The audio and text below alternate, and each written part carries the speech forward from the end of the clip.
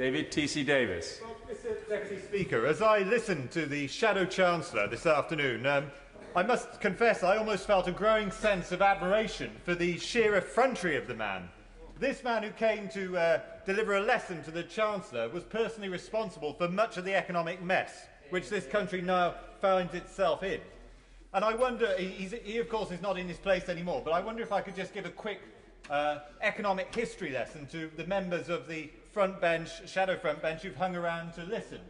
In 1997, this country had a national debt of £350 billion and was basically almost spending what it earned.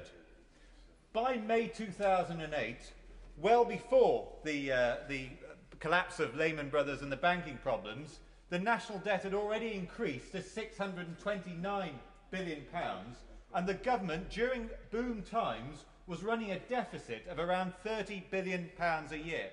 I've yet to hear any explanation ever from any of the members opposite as to why it was, when the country was booming, they were spending £30 billion a year more than this country was taking in taxation. Once we hit the problems with the banks, which they very successfully blamed all of the economic problems on, the debt then skyrocketed to £1 trillion. Now, of course, even that isn't the full story, because many sensible economists say that the national debt is at least twice that, because the figures that we work on don't take into account the PFIs, which actually built all the schools and hospitals. They were never paid for by the last government. They were built by the last government, but never actually paid for. It doesn't take account of liabilities for organisations like Railtrack and Metronet, and of course it takes no account of the public sector pensions. But the reality is that we have a figure of at least £1 trillion that we now have to deal with, and a deficit that we inherited of £160 billion. And of course the members opposite like to blame it all on the banks. It was all the fault of the wicked bankers, they say. Well, I mean, I've done a little bit of checking with the House of Commons Library, and as far as I can ascertain, the banks had £100 billion. Now, they didn't just get given that in terms of cash, it was all given out in shares and the rest of it, so a lot of that money might actually come back to us. But if we take the best case scenario for the national debt, which is £1 trillion, rather than the two that many offer, and if we take the worst case scenario of £100 billion being given to the banks with nothing coming up, even that is only 10% of the national debt. What about the other £900 billion? When are they going to start accounting for that?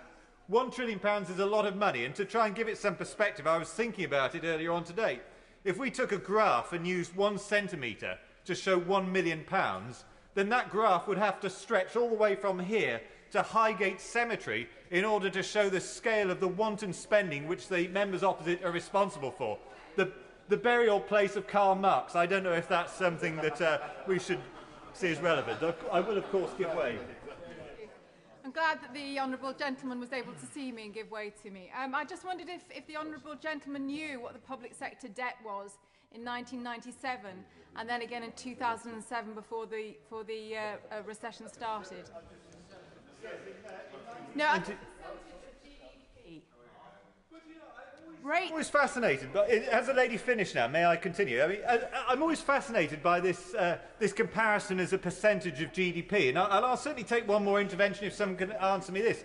Why are we comparing national debt to GDP? Why don't we actually do what any company would do and compare it to revenue? Because if we looked at a comparison in 2010, when this government took over, when the national debt was £1 trillion, the revenue that was coming in was £520 billion. This country had a national debt that was almost twice as much as the revenue it was getting in. And anyone who's ever run a company, I will in a moment, anyone who's ever run a company, which most members opposite haven't, and I have, would know that any company that found itself in that situation would be declared bankrupt immediately.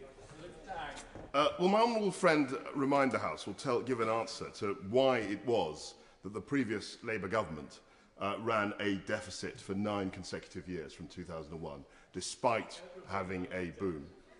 Well, I think the honourable member asked a very good point, because they managed to come up with an excuse after 2008 with the collapse of the banks. But as I've said earlier on, I've yet to hear an answer to the question as to why they were doing it from 2001 to 2008. Perhaps we'll get one later on.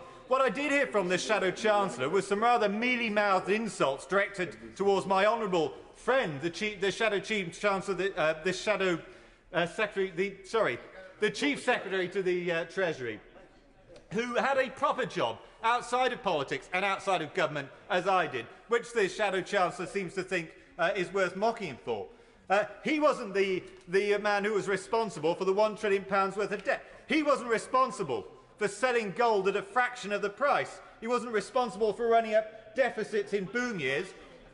I won't say anything about the euro at the moment as far as he's concerned, but there are many members opposite who are urging us to join the euro during these times, who are now trying to give us a lesson on economics, and I've noticed they've all gone very quiet now. The reality is, Mr. Deputy Speaker, that these people opposite never ever learn their lesson. It's not a case of plan A or plan B for them. There is only one plan. Let's tax people for as highly as we can, and when we finish squeezing every penny out of them, we'll borrow more money. They don't even remember the words of one Labour Chancellor of the Exchequer during a Labour conference in the 1970s who said, "Comrades, you may think that we can tax and spend our way out of a recession, but I tell you that is no longer an option." They still haven't learned the lesson. Clement Attlee failed in the 1940s when he tried to build his welfare state on the back of American war loans. Harold Wilson in the 1960s telling the public that the pound in their pocket was worth the same when he was rapidly devaluing it. And then Jim Crisis Callaghan, who brought the country, just like his successors, to the brink of utter bankruptcy and then didn't even seem to think that he'd done anything wrong about it. It was 18 years after that before they got another chance, and they've done exactly the same thing again. Tax and spend, borrow and spend, just keep on doing it and don't worry about it.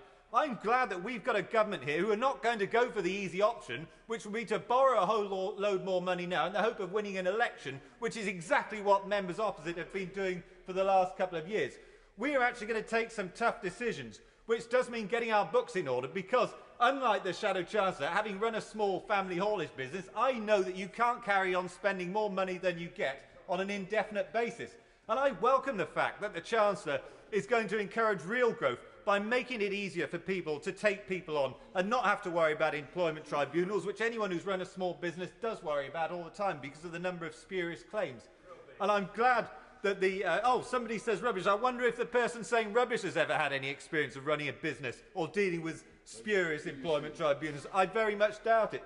I'm also glad that he's recognised that reducing our carbon emissions at a time when the economy is facing problems is not necessarily the wisest thing to do, particularly when the government are now having to accept that our winters are actually getting colder, that more people are dying through cold than are dying through heat, that the link between carbon dioxide and global warming is not quite as clear-cut as many people say, and it's something that I'd like to get back to if we have another chance. I'm not giving it away again because I've done it twice and I don't want to cut myself off.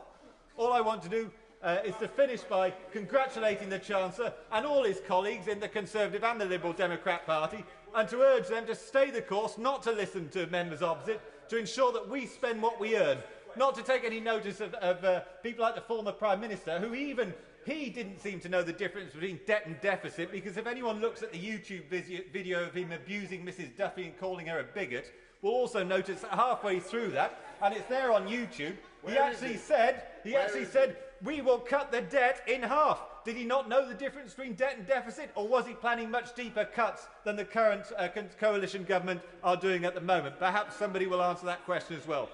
Mr Deputy Speaker, backbenchers on all sides of this House are supportive of the government because they recognise, as we always have, that you cannot carry on spending money which you don't have. All you do is create a bigger problem further down the line for our children, and that is why I urge my colleagues to stay the course. Hey, Killian.